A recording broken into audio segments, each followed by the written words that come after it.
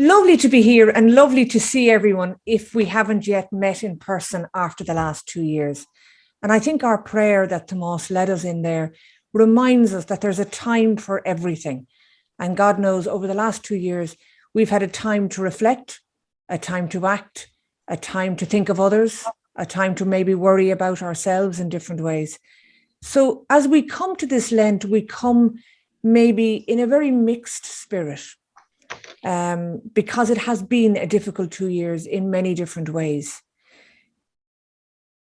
So what I'm going to invite you to do during this Lent is to take on board the words of Pope Francis. And what Pope Francis says is this. Sorry, I'm going to preface it by saying the word for Lent comes from an Old English word called lengthen, literally meaning to lengthen. And God knows over the last 2 years, we've been really conscious of nature and the gift of light and the importance of getting outside and feeling hope and vitality. And so I thought that this Lent, we might reflect on those lengthening days and what in us needs to be lengthened or to be stretched. What in us and in each of our parishes needs to be expanded so that Christ lives more fully in us and in our parishes. Okay. I think it's really interesting that it's the Pope who says to us that there are Christians whose lives seem like Lent without Easter. I realize, of course, that joy is not expressed the same way at all times in life, especially at moments of great difficulty. Joy adapts and changes, but it always endures, even as a flicker of light born of our personal certainty that when everything is said and done, we are infinitely loved. And that's the invitation of Lent. There are challenges, there are difficulties, there are struggles in our way, in all of our lives, as we try to live the Christian message. But the joy of knowing Christ is deep within us, and it's to allow that joy break open during Lent is my invitation to you this year. He goes on to say, I understand the grief of people who have to endure great suffering, yet slowly but surely we all have to let the joy of faith slowly revive as a quiet yet firm trust, even amid the greatest distress. So the Pope is not in any way disagreeing with us that life can be difficult. But what he is inviting us to say is there is joy in being a follower of Christ, and that joy needs to break out in us. And so Lent, if we think of those lengthening days, is a journey towards Easter. Sometimes we get very focused on Ash Wednesday, on all the weeks of all the challenges we're going to meet and the ways in which we're going to express our love for God. And particularly when we come to Holy Week, we might feel we're doing huge work in terms of our love for God and our way of expressing journeying with Christ. But do we get as far as Easter? So what would it be like if we were to focus during Lent on journeying to Easter, on letting the joy that Pope Francis says that is in us as people of faith, if we were to let that guide us to Easter? What would it be like to allow God's joy to be revived in us? You know, when you feel the lift in the day, maybe it's the sight of the light, flicking into a certain part of your home. Maybe it's the experience of light on your face as you go out into the day. Maybe it's the experience of light through the goodness of another, somebody's kindness, somebody's recognition. And as we look back over the last 2 years, maybe there are many places that even in the midst of darkness, we experienced great light. What if we were to see all those moments of light that have been, that are, and that are yet to come about in the coming weeks as invitations to become more like Jesus? for us to be people who lengthen the light for others, who strengthen others as they journey. And I suppose over the last 2 years, particularly, but in life, we know we're part of a larger community, not just our own neighbourhood, our larger parish community, the county or the town in which we live. But we're conscious in a very particular way over the last 2 years of being part of a global community. And so it is as people of the earth, as people whose friendships stretch from the States to Australia, from the North Pole to the South Pole, whose effect and influence on one another goes from Wuhan in China all the way around the world and back. And so this Lent, what would it be like if we were to see fasting, praying, and giving alms as a way of being global citizens, a way of being conscious of our sisters and brothers throughout the world, and to fast and pray and to give alms, not for the good of our own souls, not for the good of our own making of Lent, but really for the good of others. And so fasting might be something we could reflect on. We can fast from things in order to feast on things. You remember the story of the people of during the Exodus. The people of Israel were freed from slavery, but they were freed for freedom, freedom to worship and to love God. And so for us too, what might we fast from? Well, we could fast from TV or gaming or social media. And before everybody jumps on the social media as if it's a negative, it's only negative if it draws us away from God. So there's lots of great ways in which social media has enabled us to draw closer to God. But maybe I, in my personal life, know that when I'm on social media, I become less attentive to others. I become more preoccupied with the phone in my hand than with the people around me. Perhaps I could fast from the misuse of resources. This could be from the petrol or diesel in my car, from the electricity in my home. It could be the way I use the time I have allotted to me in a day. It could be all the things I have in my home. We might like to fast from food. Perhaps you, like I, have a sweet tooth, and maybe we fasted from sweet foods always during Lent. But maybe that's a way that we're conscious that we're sort of preoccupied maybe by chocolate or sweets, etc. But maybe it doesn't always improve the lives of others. What would it be like if we were to fast from meat, even 1 day a week or 2 days a week? What difference might that make to people throughout the world as we become more aware of the cost of meat on our planet? We could fast from selfishness, from the ways in which I start with myself and maybe end with myself. We could fast from plastic. Many of us maybe have become more conscious of how plastic really has no great use in our world because it destroys, it cannot be easily recycled. So even if we were to fast from buying our fruit or veg in plastic, maybe we might want to use some of the stores around the county. There's one here in Killarney, Going Green, which will sell you produce which is loose, you know, whether it's rice or beans or some of the spices or whatever. So you bring your own container and you fill it up. And in that way, you don't use plastic. Or you can bring your old plastic containers and fill them up. Might be a way that it actually impacts on our whole world, not just on my small corner of it. And if we're to fast, let us feast too. Maybe in fasting from something that preoccupies us, we can feast our time on God and on others. Maybe we can feast in a greater balance in life. Maybe we can feast on a more careful use of all the resources that we're so privileged to have. Maybe we can feast in avoiding food waste, feast on what we have, not on what we haven't.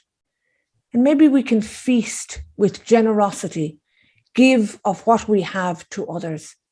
So we fast from our own sort of miserliness and we give generously. And when we think about praying, bringing us on the journey to Easter, we might again go back to the prayers that we often use during Lent, like the Way of the Cross, visits to the Blessed Sacrament. It might be making a pilgrim walk up Mount Brandon, maybe to one of the holy wells. But I was going to invite parishes this year to think about the 4 kinds of prayers that are open to us, and that we might explore each and every one of them over the time coming to Easter. For those of us here living in the Diocese of Kerry, maybe there is much we have to give thanks for over the past 2 years.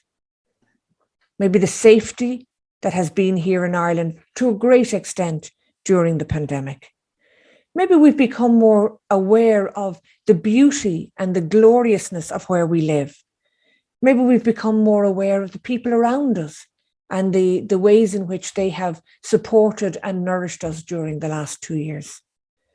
Maybe we've been more conscious of the people who work in our supermarkets and the way that they supported people, the way they served us all during the pandemic. We might also be more aware of healthcare staff and those who created the vaccine. So there might be lots of things that people want to give thanks for. And I think Thanksgiving it starts with our very personal lives, but it moves then beyond. Who was the person who came up with the idea that we would all give thanks for the vaccines that we received and we would share a vaccine with others? That's a prayer and that's an action. We might also explore the prayer of petition, again, not just for our own personal needs, but in particular for the needs of our world at this time. We're very conscious of the Ukraine and its the threat on it from Russia, but we're also conscious of the people of Yemen and the Horn of Africa, where there is a drought and famine. We're conscious of the people of Syria and the fighting that continues in their country. We're conscious of the people of Afghanistan, particularly since the US pulled out there last year, and particularly of the lives of women there.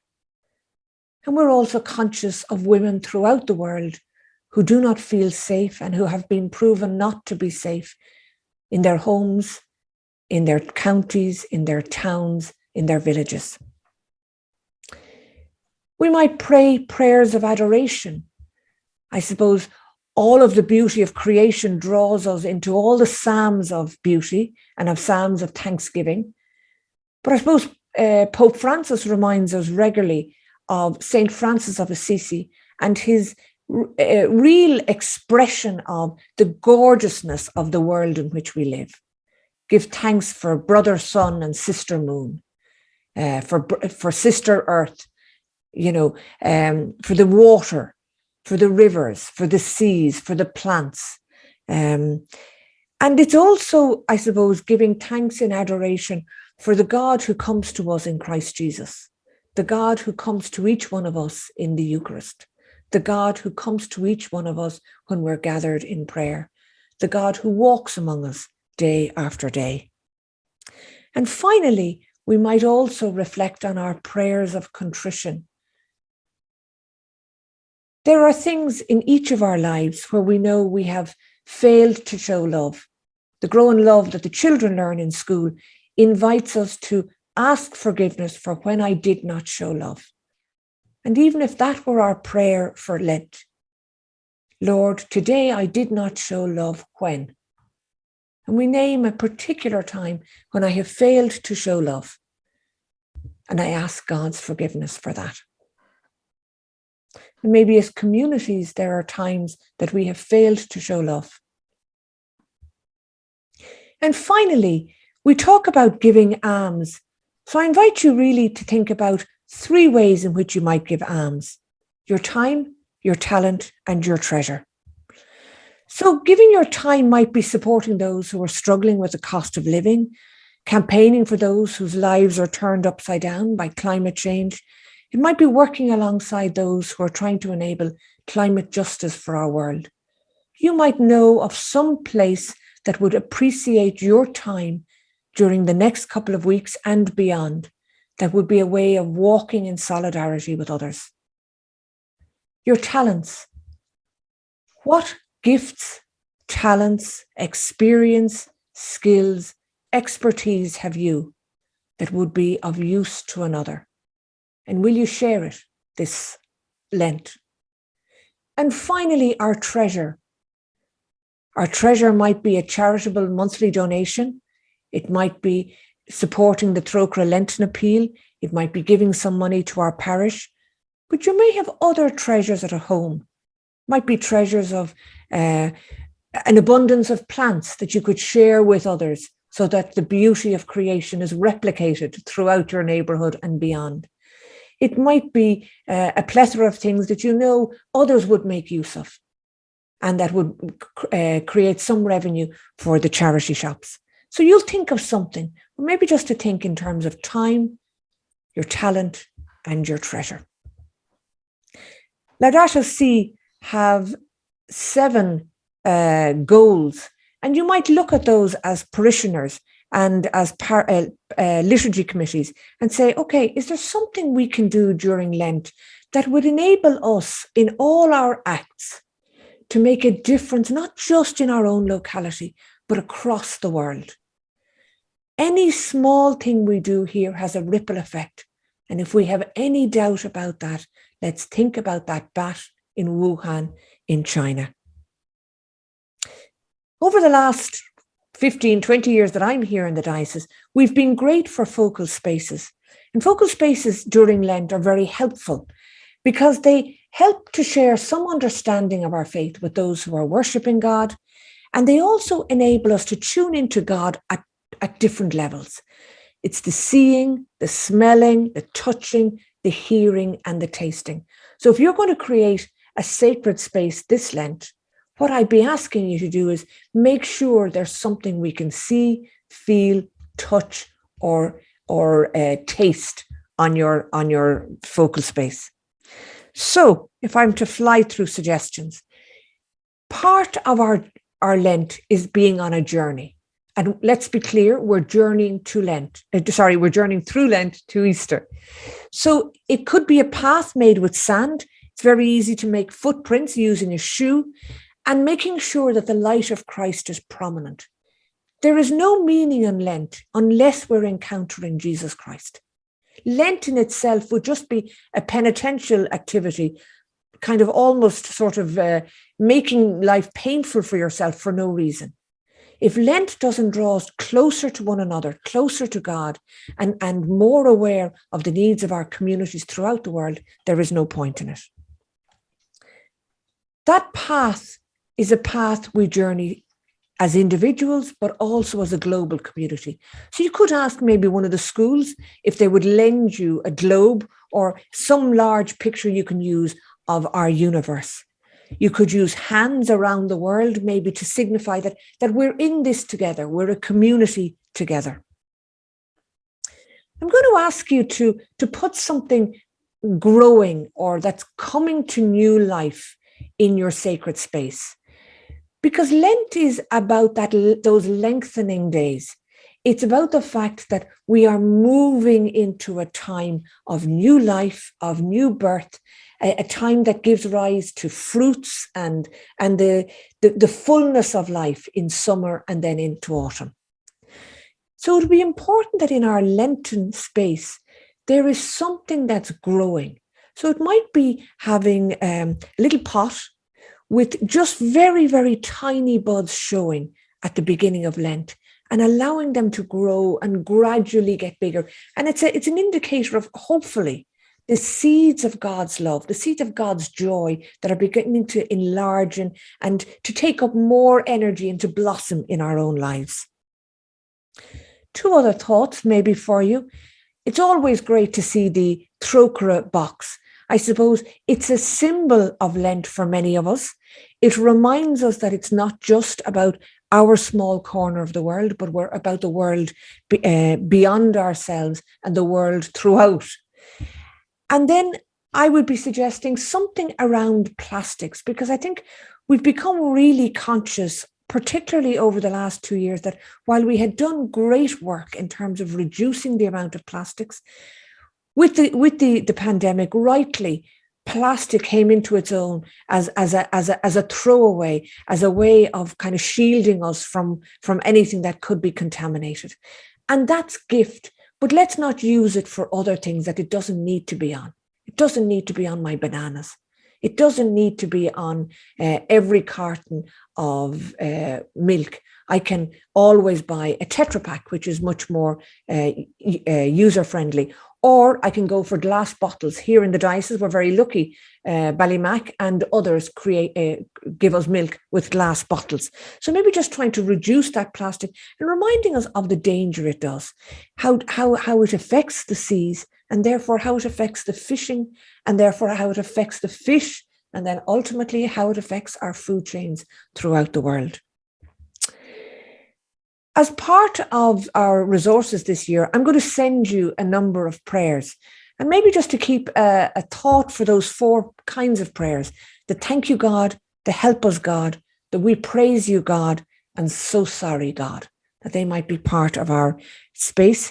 And that I'm suggesting that you maybe take a week for each. So 1 week it could be thank you prayers, another it could be help us prayers, another it could be we praise you God, and another week it could be so sorry God. And you could invite people to add what they're sorry for in those weeks. So our Diocesan Resources this year, we'll have the Ash Wednesday prayer card, and that can be used as a label to put on ashes if you're printing them in your parishes. We've a Lenten prayer service if you're bringing ashes to a nursing home or maybe using them in the schools.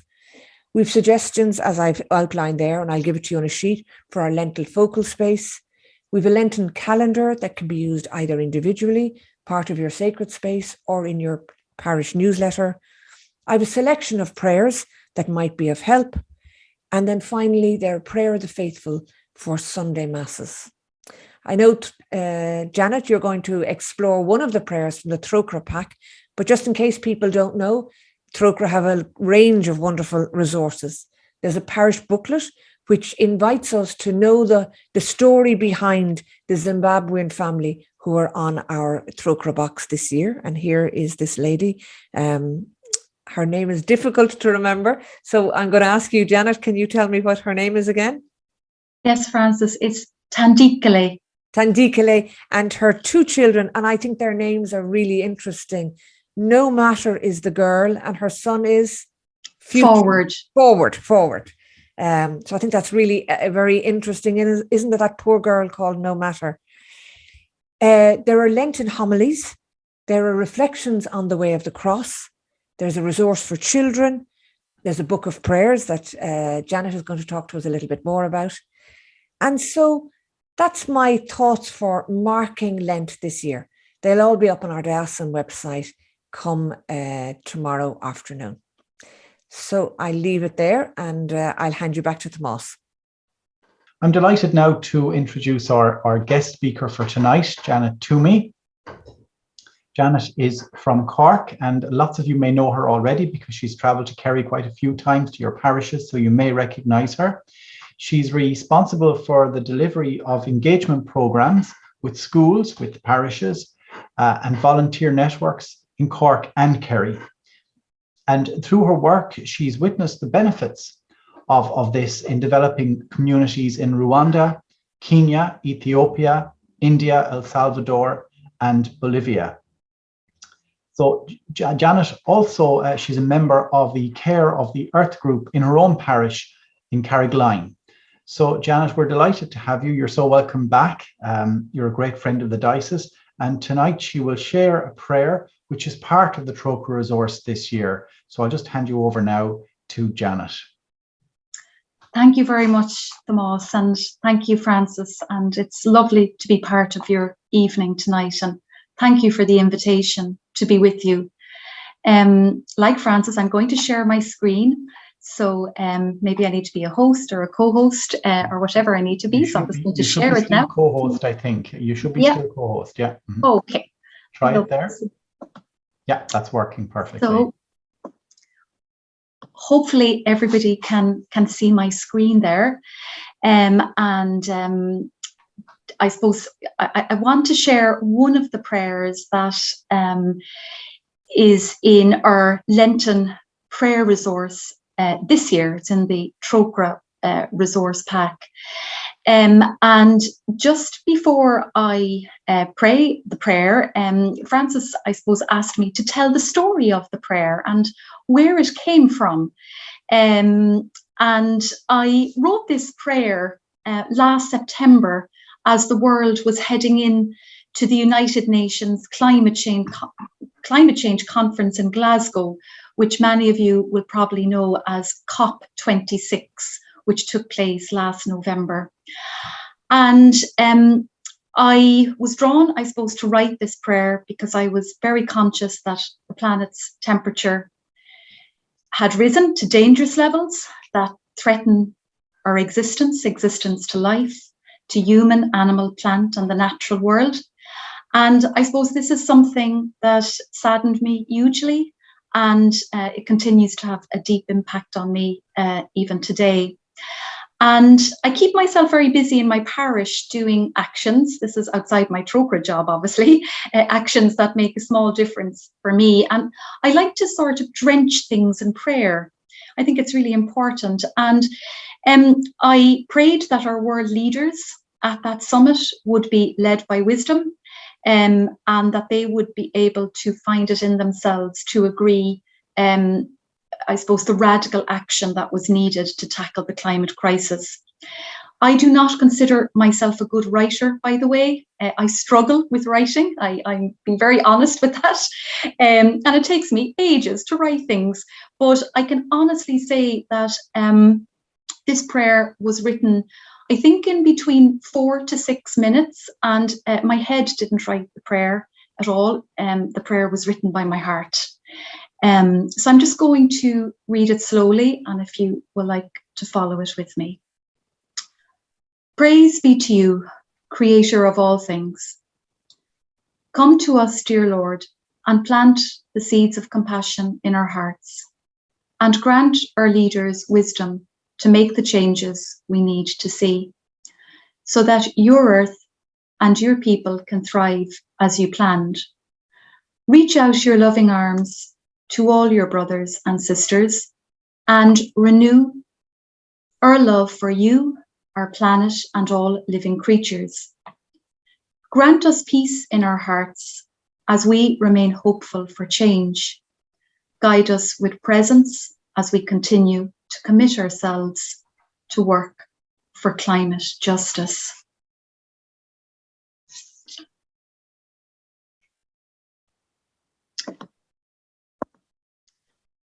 So for me, it has always been very important to focus on God's beauty, the beauty that surrounds each of us every day. As Francis said earlier there, from a random act of kindness from a stranger to the animals and trees that make up our forests, our shimmering lakes, the stonier sandy beaches that we might visit, and our wild seas. And nature is so comforting, as we all know, from the smallest leaf or insect on the ground to the tallest oak tree in my local park here. And we all have this special place where beauty of our surroundings can literally leave us in awe. And this is a picture of a forest that is near my home here in Carrigaline, near Crosshaven. It's a forest called Fahalea, and it's a stunning place. And in Laudato Si, Pope Francis tells us that everything is a caress of God.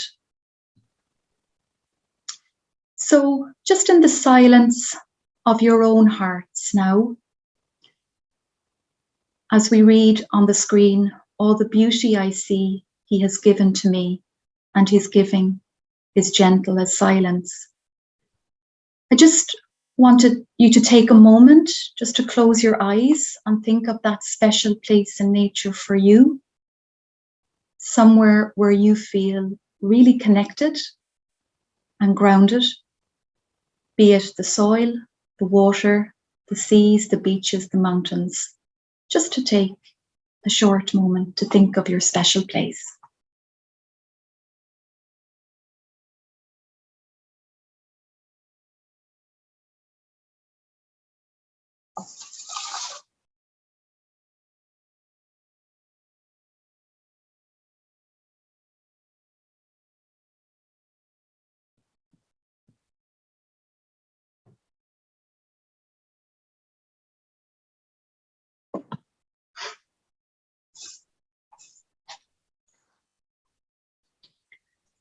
Reach out your loving arms to all your brothers and sisters and renew our love for you, our planet, and all living creatures.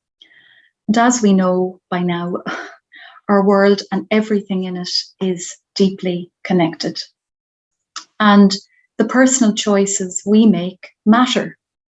And every day I am challenged in what I can buy and consume. And again, I think of plastic that's back again with a vengeance. When we had made so much progress, seeing my bread now wrapped in plastic again, and my fruit and my vegetables. I suppose that has made me sad and angry at the same time, but I know that there is something that I can do about it. I've also been very challenged in my work when I have visited poorer parts of the world and I see how communities live and how the effects of climate change have made some of the world's already poorest and most vulnerable people, how it has made their lives very, very difficult. And I see that they too have done very little to contribute to global warming. Not only do humans suffer, but also our wildlife, our plants, our animals are the tiniest of God's creatures. So I just want you maybe to think for a moment in terms of your own personal journey of climate change. When have you been challenged? What challenges you? And I saw this quote over the last few days from James Joyce, and it really resonated with me. It said, "Shut your eyes and see." This is a photograph I took myself in El Salvador of drowned crops that people had been relying on, but crops that eventually came to nothing because of the impacts of climate change. So could I invite you just for a moment to close your eyes and think about what has challenged you in your personal journey or our collective struggle for climate justice? What do you find difficult? What has challenged you?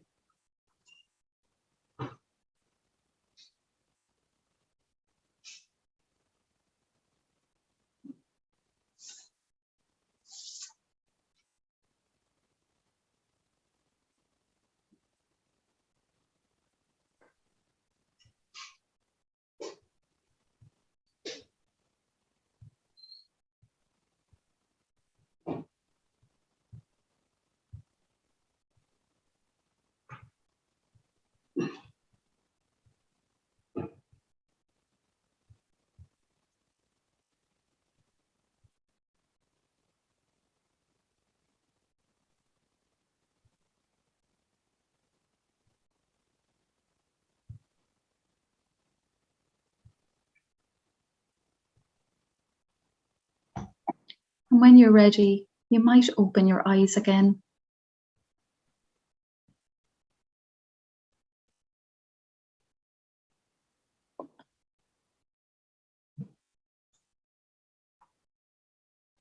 And one of the lines in my prayer was, "Grant us peace in our hearts as we remain hopeful for change.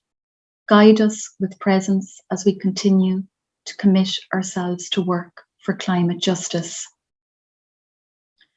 I wrote this prayer from a sense of hope as well. I was struck by one of the last lines in Laudato Si by Pope Francis: "May our struggles and our concern for this planet never take away the joy of our hope." I was hopeful that lasting solutions can be found to the climate crisis so that we can thrive as God has planned for us. I see hope everywhere, actually. I see hope all around us in our eco parishes, in our green schools.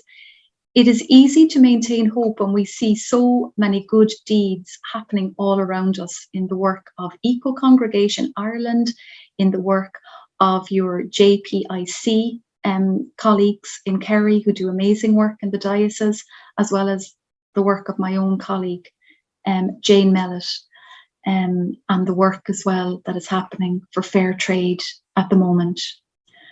So just maybe to pause for a moment and to reflect on the hope that each of us feel, the hope that we have in all of this. Because as you know, as Christians, there is always hope. So where is this hope for you?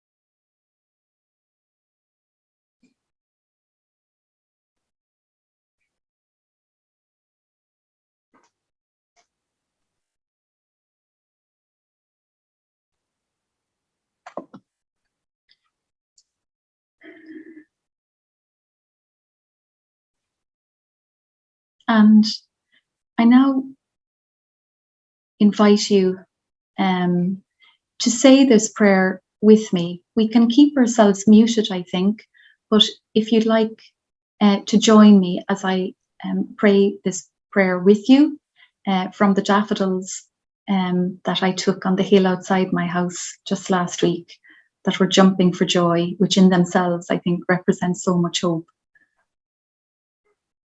So together we pray.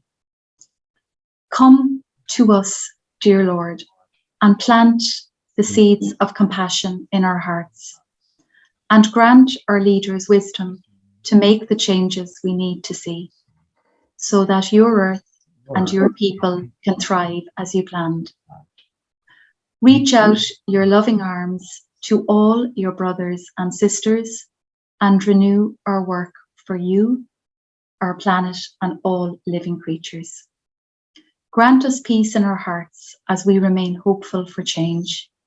Guide us with presence as we continue to commit ourselves to work for climate justice. Amen.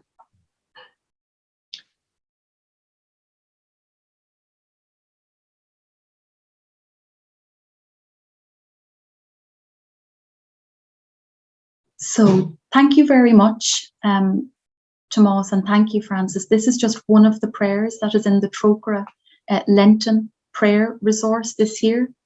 Please feel free to use it in any way you would like in your parish, or even better still, please feel free to write your own. If I can write one, anyone can.